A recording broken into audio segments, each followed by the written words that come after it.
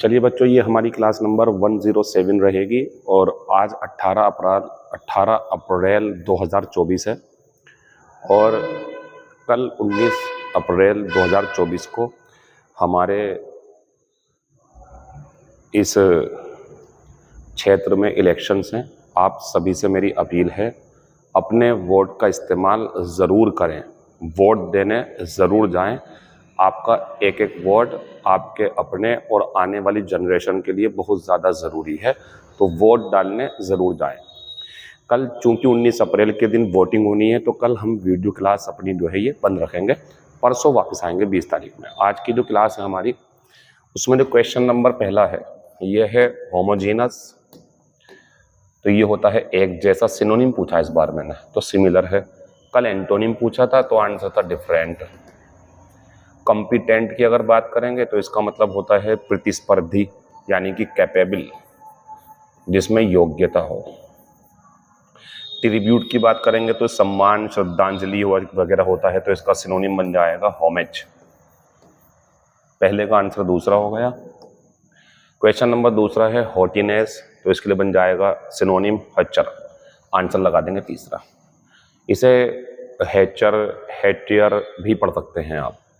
फिलहाल ये होता है घमंड, ये अपने बारे में उच्च विचार। इसकी बात करेंगे कॉफर की, तो ये होता है हेयर ड्रेसर, हेयर ड्रेसर। फिर बात करेंगे इनोक्यूबस की, तो ये होता है हार्मलेस। फिर बात करेंगे होमेज की, तो इसके लिए सिनोनिम बन जाएगा रेस्पेक्ट या ट्रिब्यूट।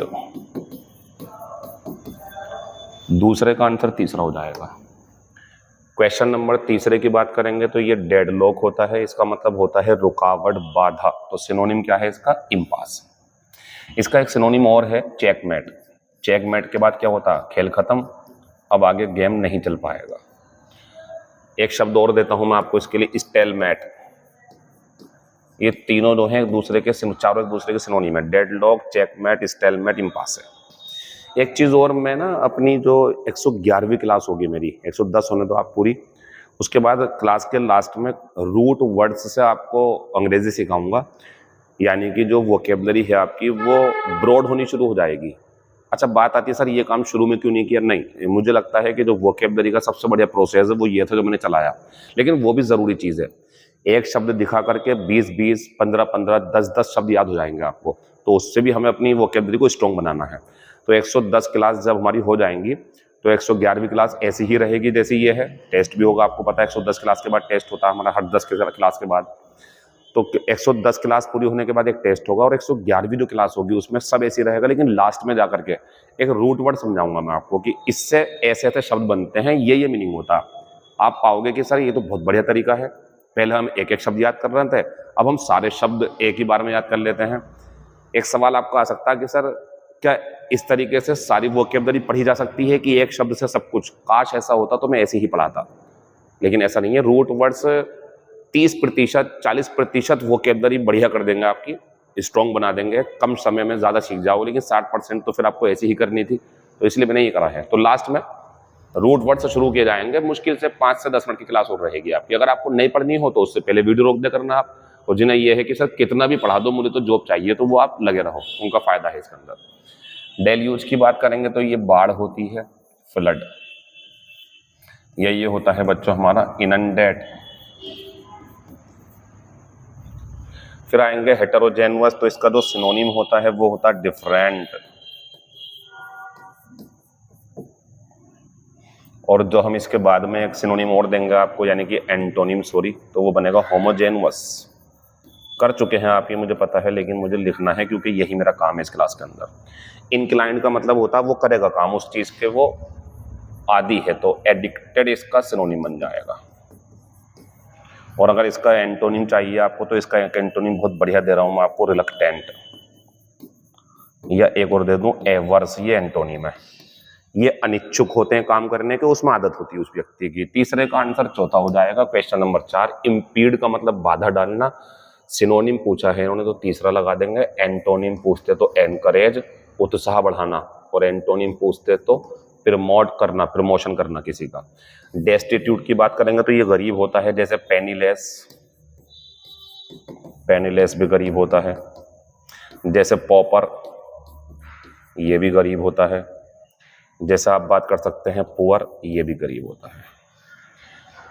आंसर 4 का तीसरा हो जाएगा। क्वेश्चन नंबर 5 की बात करूं, एक्टिविटी का मतलब हो गया सक्रियता, और निष्क्रियता जो होती है हमारी वो क्या होती है, इनर्शिया, जिसका एक सिनोनिम बनाया था हमने, क्या, इनर्टनेस। ये भी इसका सिनोनिम है, सिनोनिम यह बनाया था हमने, क्या, एंटोनिम पूछा तो उसका एंटोनिम ये होगा, लेकिन सिनोनिम बता रहा हूं मैं आपको। तो इनर्टनेस या पैसिविटी भी इसका सिनोनिम है, और इनएक्टिविटी भी इसका सिनोनिम है, इनएक्टिविटी। इम्पास का सिनोनिम अभी लिखे थे मैंने, डेडलॉक। एक पढ़ाया मैंने आपको चेकमेट, एक पढ़ाया हमने आपको स्टेलमेट, ये सब सिनोनिम है इसके। इनिमिकल की बात करेंगे तो ये दुश्मनी भरा होता है। इनिमिकल का मतलब होता है दुश्मनी भरा, यानी कि इसके लिए सिनोनिम बन जाएगा हमारा एडवर्स, प्रतिकूल, खिलाफ होना, ठीक है ना।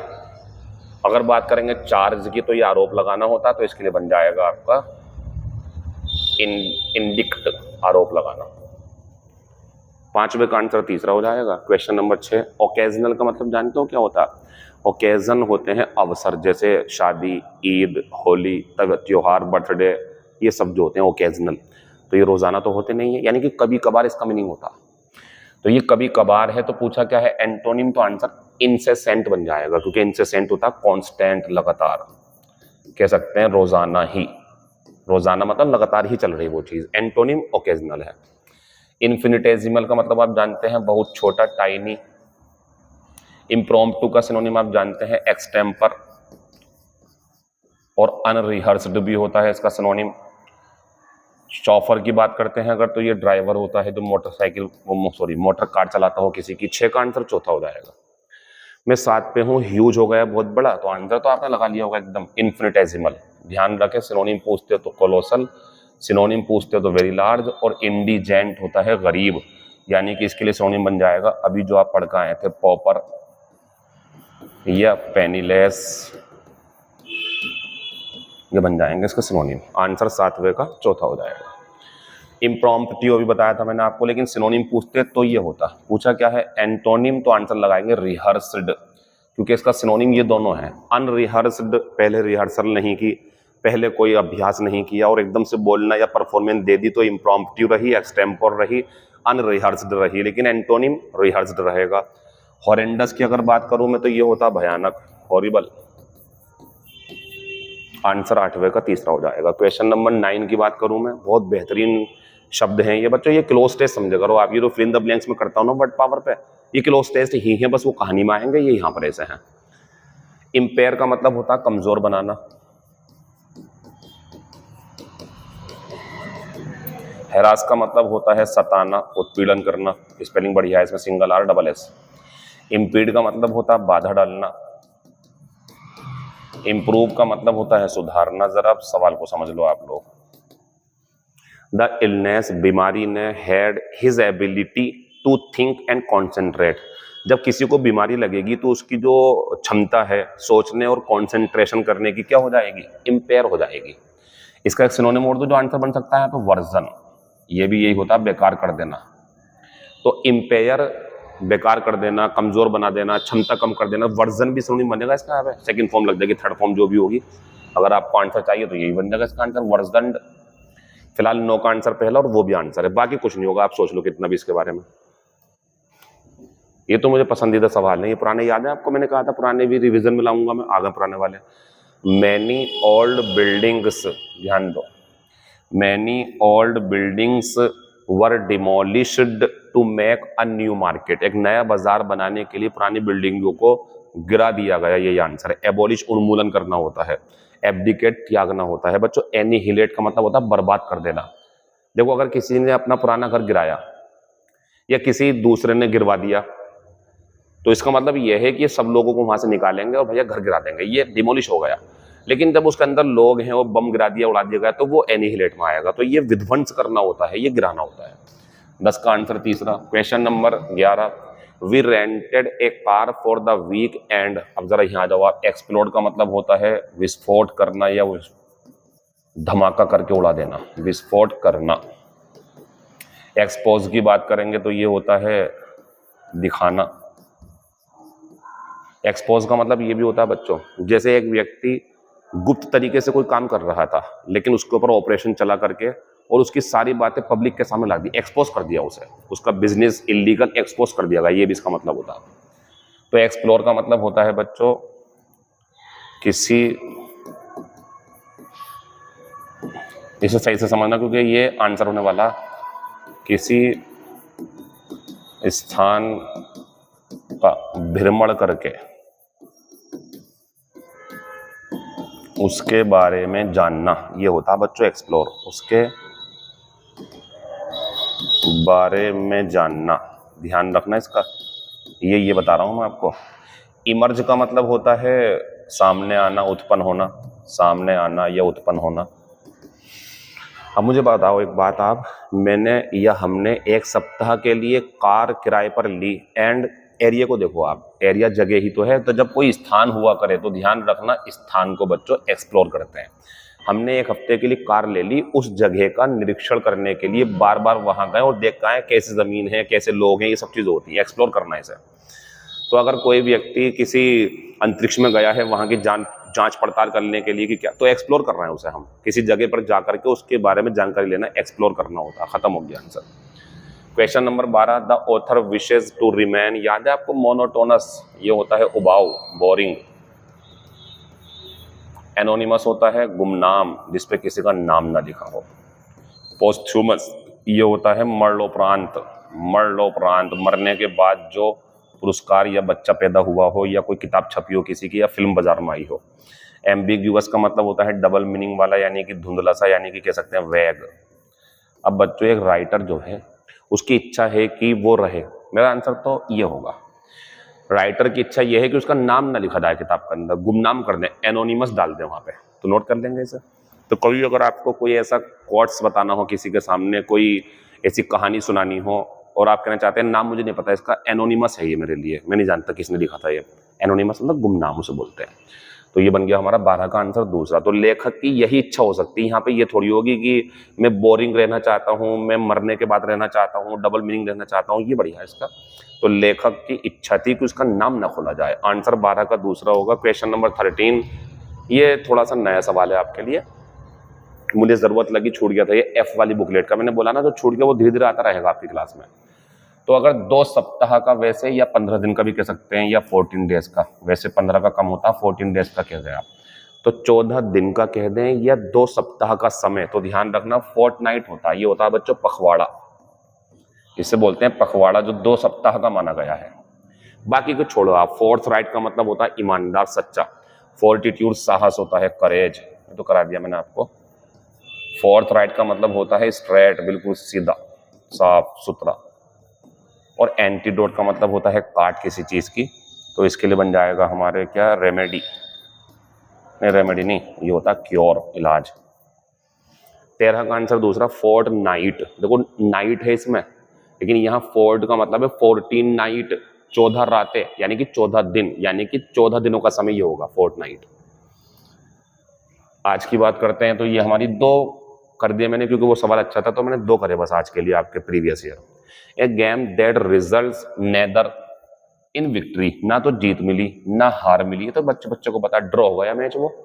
तो ऐसा कोई खेल या कोई प्रतियोगिता जिसमें कोई टीम ना जीती ना हारी, ड्रॉ हो गया वो। वॉइड का मतलब होता है खाली, डिवॉइड इसका सिनोनिम है, बहुत बढ़िया वाला। सिनिक का मतलब क्या होता है, ये होता है दोषदर्शी, इसकी हिंदी अगर आप चाहें ना तो और बढ़िया करके मैं आपको लिखवा सकता हूँ, नोट कर लो आप इसकी हिंदी।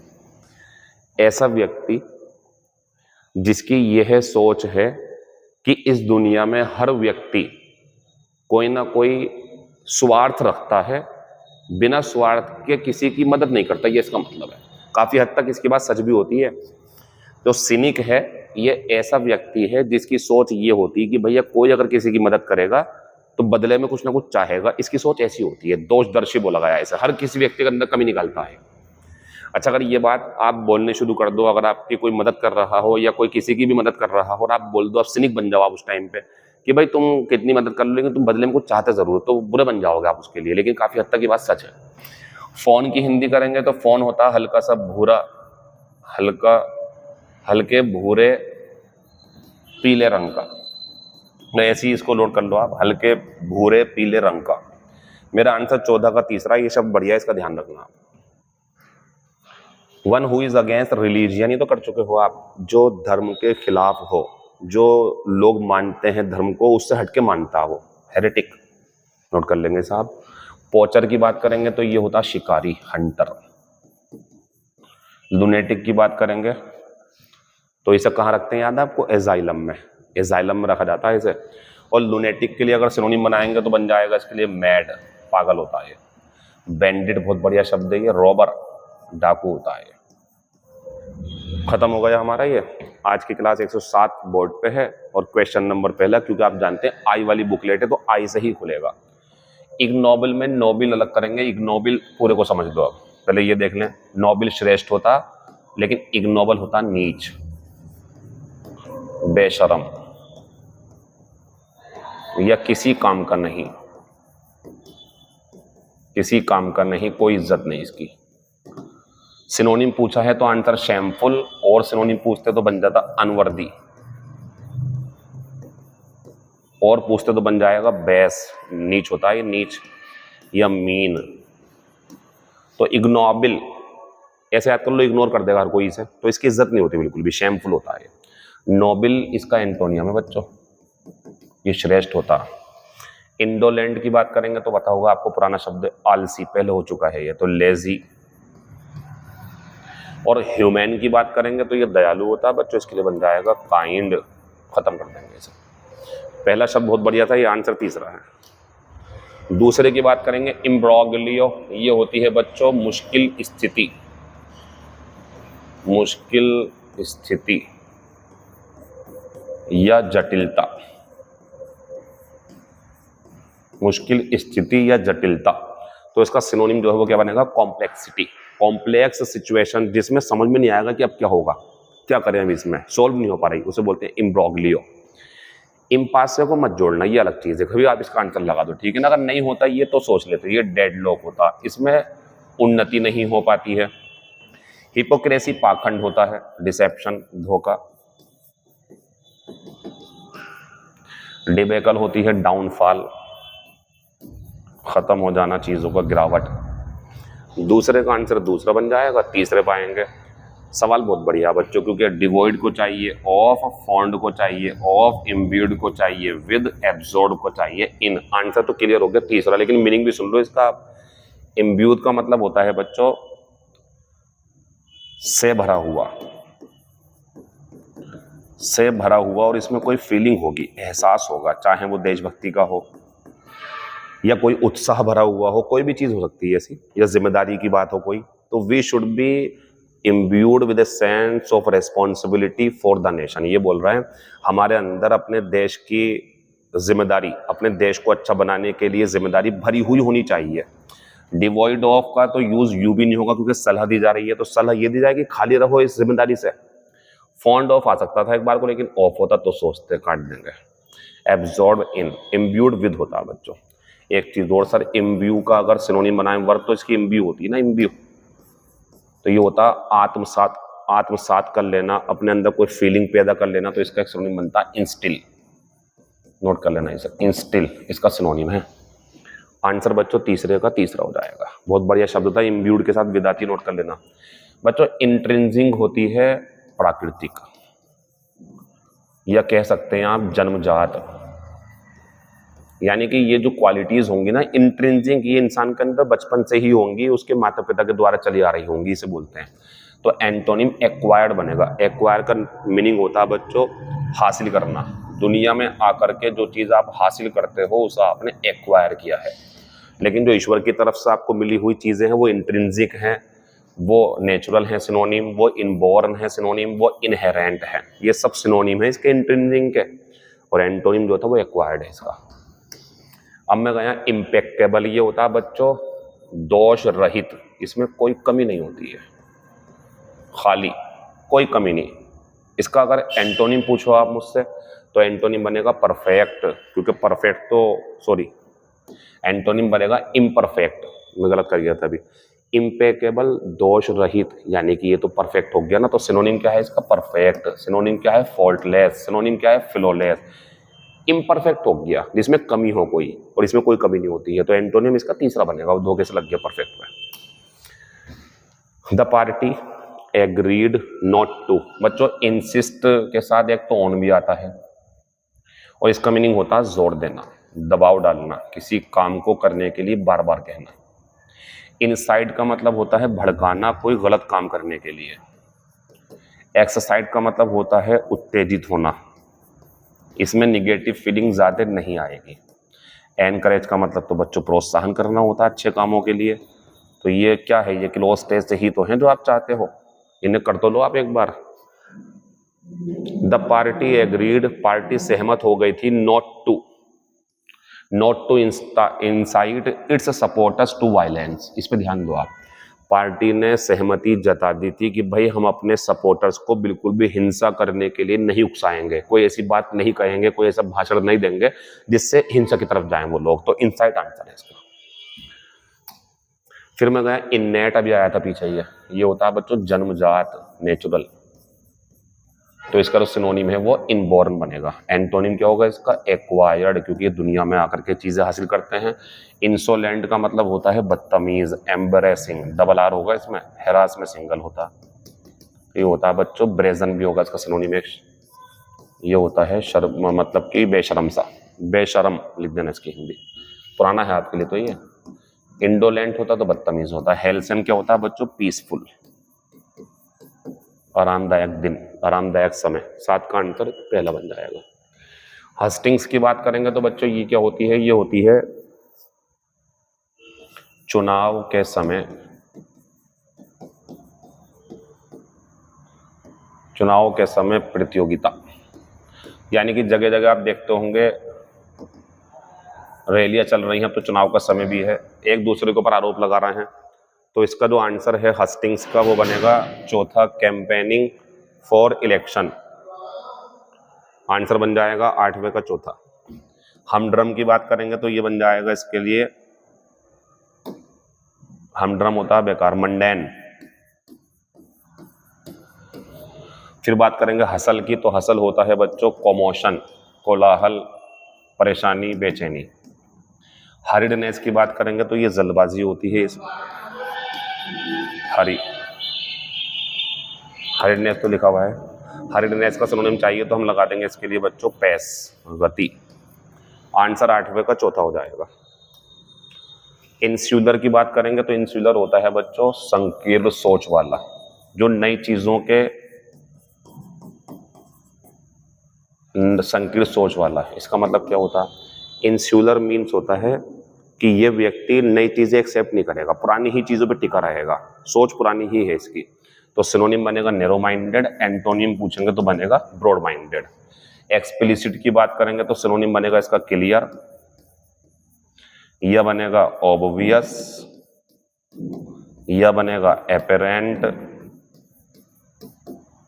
और हॉटी की बात करेंगे तो ये घमंडी होता है, इसके लिए बन जाएगा एरोगेंट।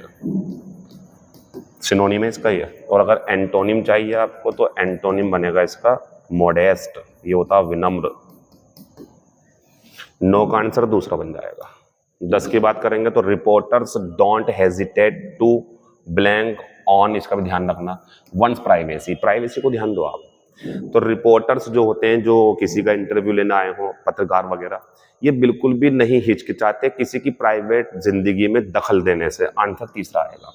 इंडिक्ट होता है आरोप लगाना, क्या करोगे आप इसका? यहाँ पे आरोप लगाना हो भी जाएगा तो प्राइवेसी पे थोड़ी लगाओगे आरोप, प्राइवेसी में तो हस्तक्षेप करोगे आप बेवजह। इम्पेयर का मतलब वही था अभी, कमजोर बनाना, बेकार कर देना। इम्पीड का मतलब था बाधा डालना, यानी कि हैम्पर या हिंडर। और इंट्रूड का मतलब होता है बच्चों जबरदस्ती, प्रवेश या दखल अंदाजी करना। अभी मैं अगले वाले क्वेश्चन में ना इसे और बढ़िया करके समझाने वाला हूं, क्योंकि इसके भाई भी लिखे हैं मैंने, 4 भाई हैं इसके, चारों भाई लिख दिए मैंने। 10 का आंसर तीसरा हो जाएगा, ऑन आता है इसके साथ। द सिचुएशन काम्ड डाउन, स्थिति जो होती है वो शांत हो गई, व्हेन पुलिस। अब यहां आ जाओ आप। इंट्रूड का मतलब होता है बच्चों किसी स्थान या स्थिति में जबरदस्ती घुसना। अगर इंडिया का या किसी अन्य देश का हवाई जहाज किसी दूसरे की सीमा में घुस गया बिना कोई मैसेज दिए तो इंट्रूड कर गया। देश की सीमा में इलीगली कोई अगर बॉर्डर पार करके घुस गया तो इंट्रूड कर गया। इसी से बनता है इंट्रूडर, घुसपैठिया। क्या बच्चा बनता बच्चों इससे? इंट्रूडर, घुसपैठिया बोलते हैं इसे। आपके अगर अकाउंट को हैक करके कोई आपके अकाउंट में जबरदस्ती घुस गया, चाहे वो अकाउंट बैंक का हो या फेसबुक, इंट्रूड कर दिया उसने, तो आपकी इच्छा नहीं थी, जबरदस्ती घुस गया, वो इसे बोलते हैं इंट्रूड। इंटरवीन का मतलब होता है बच्चों, इसे सही से समझना, हस्तक्षेप करके, इस पे ध्यान दो कि आज्ञा, मामला सुलझाना। आंसर है इसका ये अच्छे मीनिंग में है बच्चों। रास्ते में आप जा रहे हो, कहीं पर लड़ाई हो गई या कहीं पर कोई मामला बिगड़ने वाला है या आग लग गई कहीं पे या एकदम से झगड़ा होने वाला है, आप गए बीच बचाव करवा हटा दिया, इंटरवीन है। ये अच्छे सेंस में होता है, ध्यान रखना इसका, ये इसका आंसर है। पुलिस जब आई तो उसने मामले को संभाल लिया, बाकी कुछ नहीं आएगा, बाकी सब बेवजह के हैं और बिना चाहत के होते हैं ये, और इसमें चीजें अच्छी होती हैं। तो जब झगड़ा खत्म कर दिया हो, स्थिति संभाल ली हो, माहौल खराब होने वाला था तो इंटरवीन करते हैं, वहां पे बात ध्यान रखना, काम आएगा आपके। ये इंटरफेयर की बात करेंगे बच्चों तो ये होता है हस्तक्षेप करना। हस्तक्षेप करना दूसरों के मामलों में, ये खास तौर से एक कॉमन सा शब्द है जो हम एक दूसरे से बोल देते और ये भी कहते हैं कि मेरे मामले में इंटरफेयर मत करो। हमें बच्चों के मामलों में इंटरफेयर नहीं करनी चाहिए, तो दूसरों के मामले में, किसी के मामले में कॉमन सा शब्द है, इंटरफेयर मत करो, ये इसका मतलब होता। अच्छा, इसमें और इसमें चाहना चाह रहा हूँ अब आप, तो ये स्थान के लिए भी आएगा, इंटरफेयर स्थान में नहीं आएगा, ये स्थान में घुसेंगे तो आ जाएगा, और मामलों में भी आ जाएगा। ये सिर्फ मामलों के लिए है। इंटरप्ट की बात करेंगे तो बच्चों ये होता है रुकावट पैदा करना। रुकावट पैदा करना यानी कि कोई उन्नति कर रहा था या कोई काम कर रहा था, किसी की प्रोग्रेस में आपने बाधा उत्पन्न कर दी, इसे बोलते हैं इंटरप्ट कर दिया उसने। एक बात और है इसके अंदर, बीच में बोल पड़ना। दो लोग बात कर रहे हैं, ये ध्यान रखना, इंटरप्ट बोलते हैं इसे। बीच में बोल पड़ना, दो लोग बात कर रहे हैं, बीच में जाके आपने टांग अड़ा दी, ये तो होता है टांग, इसे इंटरप्ट कहेंगे, बाकी यूज नहीं होंगे ज्यादा। अब फिर से बोल देता हूं, बंद कर दूंगा। किसी स्थान में जबरदस्ती घुस जाए या किसी के मामलों में, तो इंट्रूड दोनों के लिए आ जाएगा। ये इंटरफेयर सिर्फ मामलों में घुसने के लिए आएगा, स्थान के लिए नहीं आएगा। इंटरवीन अच्छे काम के लिए, कि आपने मामला सुलझा दिया हस्तक्षेप करके। इंटरप्ट का मतलब होता है बीच में बोल पड़ना, और मुसीबत मतलब रुकावट पैदा करना भी होता है, मुसीबत ला देना किसी के लिए। 11 का आंसर दूसरा है। बेहतरीन शब्द थे, इनकी पहचान शायद आपको नहीं होगी पहले। क्रिएटिव की बात करेंगे बच्चों तो क्रिएटिव ये तो हो गया चालाक। क्रिएटिव का मतलब होता है जो नई नई चीजें करता रहता हो। बच्चों इसका आंसर इसके अलावा कुछ नहीं होगा, आप बाकी जब कुछ भी करोगे तो गलत होगा। इंडिजिनस होता है नेटिव देशज। इंजेनुअस होता है भोला भाला, यानी कि क्रेडुलस। और आपको याद हो अगर तो मैंने कल तो करवाया था आपको, ये क्लेवर होता है चालाक। तो ये तो है क्रिएटिव। अच्छा, इसका एक सिनोनिम और बन जाएगा इमेजिनेटिव, जो कुछ सोच सकता हो, इमेजिनेटिव ये हो जाएगा। बच्चों ट्राइड की अगर मैं बात करूंगा तो हैकनीड या कॉमन प्लेस, मिला हुआ, ये इसके सिनोनिम बन जाएंगे। ठीक, बैनल भी बन जाएगा, बैनल। अच्छा, ये वीनल क्या है बच्चों? भ्रष्ट। और ये वीनियल क्या है हमारा? क्षमायोग्य। क्षमा योग्य लिख देना, ठीक है, पुराना है इसलिए ज्यादा ध्यान से नहीं लिखा मैंने ये। मैं गया 13 नंबर पे, तो ही कैरीड आउट का मतलब होता है पालन करना। पालन करने से बढ़िया है क्रियान्वित करना, एग्जीक्यूट करना। तो इसमें क्या होता है, किसी के आदेश को, प्लान को, योजना को, ये सब, कोई रिसर्च हो उसे कर रहा कोई व्यक्ति, किसी का ऑर्डर है उसे कर रहा है, कोई प्लान था उसे अंजाम दे रहा, तो ये कैरी आउट करना होता है। कैरी अवे का मतलब होता है बच्चों भाग जाना, और लिख देंगे ब्रैकेट में किसी को लेकर, जैसे कोई लड़की को या किसी लड़के को लेकर भाग जाना, किसी को लेकर। इसका एक सिनोनिम दूं आपको मैं, इलॉप। इलॉप का मतलब होता है वर्ब है, या ये फ्रेजल वर्ब है। तो कैरी अवे का मतलब होता है एक लड़का जब लड़की को लेकर भाग जाए तो he carried away with that girl, इसका मतलब ये होता है। कैरी ऑन की बात करेंगे तो ये होता है कंटिन्यू, जारी रखना। अगर बात करेंगे फॉल बैक की तो ये होता है पीछे हटना, इसके लिए बन जाएगा रिट्रीट। अब आप बता दो बच्चों, अब पता है इसका आंसर कौन लगा पाएगा ऊपर वाले का? जिसको इसका मीनिंग पता होगा वो लगा पाएगा इसका आंसर के बावजूद। अब लगा सकते हैं आप आंसर, अगर आपको ये पता होता। पहले कंजक्शन के चैप्टर में पढ़ाता हूं मैं, ये प्रीपोजिशन के चैप्टर में भी है ये। तो बच्चों, he blank his work despite his all health, उसने अपना काम जारी रखा अपनी बीमार सेहत के बावजूद, यानी कि बीमार था उसके बावजूद अपना काम जारी रखा। 13 का आंसर तीसरा। Question number 14, likely to happen का मतलब होता है संभवतः, जो हो जाएगा, जिसकी उम्मीद है कि वो हो जाएगा। आंसर लगा देंगे चौथा। ऑन इट्स लास्ट लेग्स का मतलब होता अबाउट टू एंड, जो खत्म होने वाला हो। ये सब पुरानी भी है, इसमें नहीं लाऊंगा बाद में, फिलहाल इसे एंजॉय करो आप।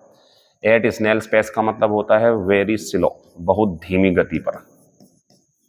और टू बियर द पाम का मतलब होता है टू विन या टू बी प्रोस्पेरस, अमीर होना, जीत जाना, क्योंकि आपके दिन अच्छे चल रहे हैं आपके हथेली की वजह से। आपका हथेली का मतलब यह है कि आपकी जो रेखाएं हैं बहुत बढ़िया काम कर रही हैं। वो 14 का आंसर चौथा हो जाएगा। 15 की बात करेंगे, फॉरफिट गलत है, सरफिट गलत है, काउंटरफिट सही है, कमेंट्री गलत। अब सही करते हैं तो फॉरफिट, इसका मतलब होता है बच्चों ये, इसका ये मीनिंग होता है गंवा देना। जैसे ये है कि मान लीजिए आपने कोई चीज़ हासिल कर ली लेकिन आपको वो पेनल्टी पड़ गई और अब आपको वापस देनी पड़ रही है, तो ये होता है फॉरफिट, लॉस, खत्म हो जाना आपकी चीज़। सरफिट का मतलब होता है एक्सेस, किसी चीज़ की बहुत ज़्यादा अधिकता। खास तौर से एक व्यक्ति ने बहुत ज़्यादा खाना खा लिया तो सरफिटेड है, वो पूरा पेट भरा हुआ है उसका। काउंटरफिट जाली होता है, ये सही था, नकली। और बच्चों, कमेंट्री जो होती है, उस कमेंट्री की स्पेलिंग में यहाँ तक तो सब था, सही था, लेकिन यहाँ पे ए होगा। ठीक है बच्चों, बाकी बातें कल होंगी आपसे। 111वीं क्लास में क्या आने वाला है? रूट वर्ड्स, यानी कि वोकैबुलरी अब ऐसे ऐसे चल रही है फिर ऐसे चलने लगेगी, मतलब बहुत ज़्यादा आपके पास पहुँच जाएगी। Thank you, all the best, see you tomorrow.